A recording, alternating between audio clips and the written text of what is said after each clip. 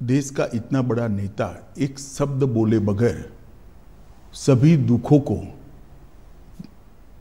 भगवान शंकर के विषपान की तरह गले में उतारकर सहन कर कर लड़ता रहा, और आज जब अंत में सत्य सोने की तरह बह रहा है, चमकता हुआ बह रहा है, तो आनंद ही होगा। मैंने बहुत नज़दीक से मोदी जी को इस दर्द को झेलते हुए देखा है, इस आरोपों को झेलते हुए देखा है, और सब कुछ सत्य होने के बावजूद भी क्योंकि न्यायिक प्रक्रिया चालू है, हम कुछ नहीं बोलेंगे।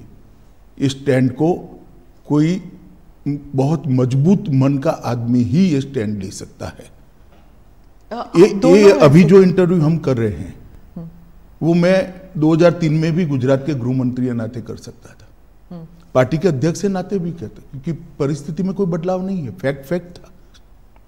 परंतु संपूर्ण न्यायिक प्रक्रिया जब तक समाप्त नहीं हुई तब तक मोदी जी ने इसको प्रभावित करने के लिए कुछ नहीं कहा, चुपचाप उसको सहन करते रहे। मैंने आपसे भी पूछा ये सवाल, मैंने मोदी जी से भी पूछा, और आप दोनों यही कहते थे कि न्यायिक प्रक्रिया चालू है इसलिए मैं कुछ बोलूंगा नहीं। आपने भी यही कहा और मोदी जी ने भी यही कहा।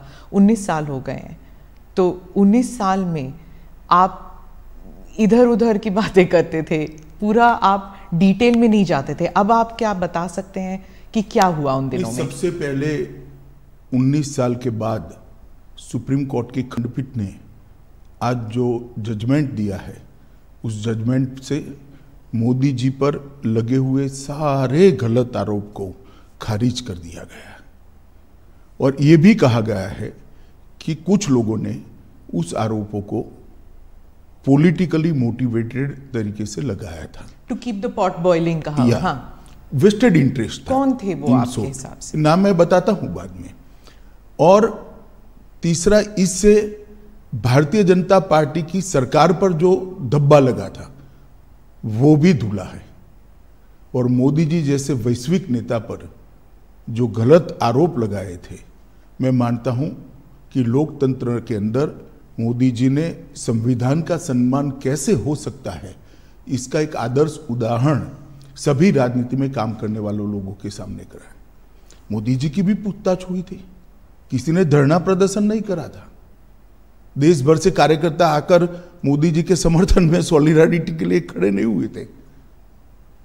हम कानून को कोऑपरेट किए थे, मेरी भी अरेस्ट हुई थी, कोई धरना प्रदर्शन नहीं करे थे।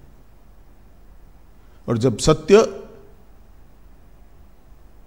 इतनी लंबी लड़ाई के बाद बाहर आता है विजयी होकर, तो सोने से भी ज्यादा उसकी चमक होती है।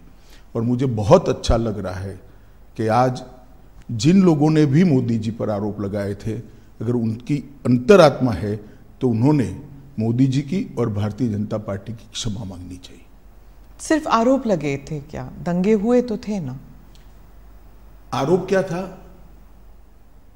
दंगे मोटिवेटेड थे, दंगों में राज्य सरकार का हाथ था, दंगों में मुख्यमंत्री का हाथ था, यहां तक भी कह गए। आरोप यह था, दंगे से कौन इनकार कर रहा है? देश में दंगे कई जगह पे हुए हैं। तो क्या उन दिनों में आप भी थे वहां पर?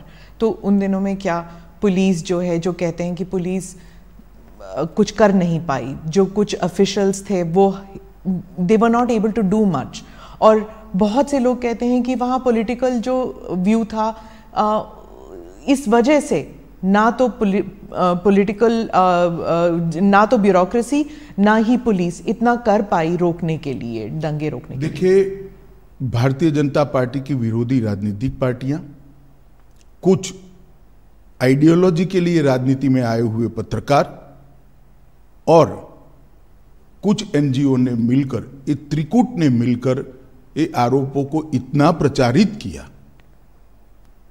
और इसका इकोसिस्टम भी इतना मजबूत था कि धीरे धीरे झूठ को ही सब सत्य मानने लगे। पर उस वक्त तो आपकी सरकार दिल्ली में भी थी और आपकी सरकार गुजरात में भी थी, तो फिर मीडिया को या फिर उन लोगों का नेटवर्क इतना स्ट्रांग कैसे था? हमारी सरकार का कभी भी मीडिया के काम में इंटरफेरेंस का दखल ही, मतलब हमारा एटीट्यूड ही नहीं है। ना उस वक्त करा था ना आज कर रहे हैं। परंतु उस वक्त जो इकोसिस्टम बनी थी, वो इकोसिस्टम ने एक झूठ के पुलिंदे को इतना हवा बनाकर जनता के सामने खड़ा कर दिया कि इसकी इन्फ्लुएंस में सभी लोग थे, शायद कोर्टें भी होगी। अगर सत्य था तो फिर एसआईटी की क्या जरूरत थी? एसआईटी में आज मैं आपको सत्य बताता हूं, एसआईटी का ऑर्डर कोर्ट का नहीं था। एक एनजीओ ने एसआईटी की मांग करी, कोर्ट ने फॉर सेक ऑफ आस्किंग हमारे लॉयर को पूछा। हमारे लॉयर ने कहा मुझे इंस्ट्रक्शन लेने पड़ेंगे। लंच आवर के बाद फिर से कोर्ट बैठी। हमारी सरकार ने कह दिया कि हमें कुछ छुपाना ही नहीं, तो एसआईटी बने, हमें क्या आपत्ति है। It was consented decision. Gujarat सरकार की रिकॉर्ड पर कंसेंट है। कोर्ट ने अपने जजमेंट में भी लिखा है कि एनजीओ की मांग थी, गुजरात सरकार ने कंसेंट दी है। हम बहस कर सकते थे, मगर क्यों करें, क्योंकि हमें कुछ छिपाना ही नहीं था। आज जब जजमेंट आया है तब तय हो गया है कि जजमेंट में लिखा हुआ नाम मैं बोलता हूं, एक पुलिस अफसर का नाम दिया है, एक एनजीओ का नाम दिया है और कुछ पॉलिटिकल एलिमेंट्स का नाम दिया है।